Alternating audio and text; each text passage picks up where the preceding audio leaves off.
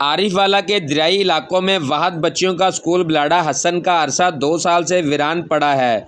कोई टीचर्स नहीं है। दूर दराज का सफ़र करके बच्चियां स्कूल आती हैं, स्कूल की सफाई करके और अपनी नशिस्तों पर बैठकर वापस चली जाती हैं, लेकिन इंतज़ामिया को अभी तक तरस नहीं आया।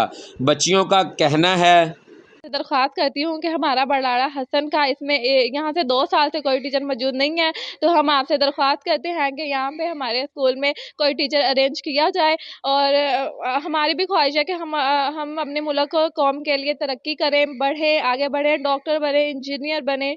ओके ठीक है।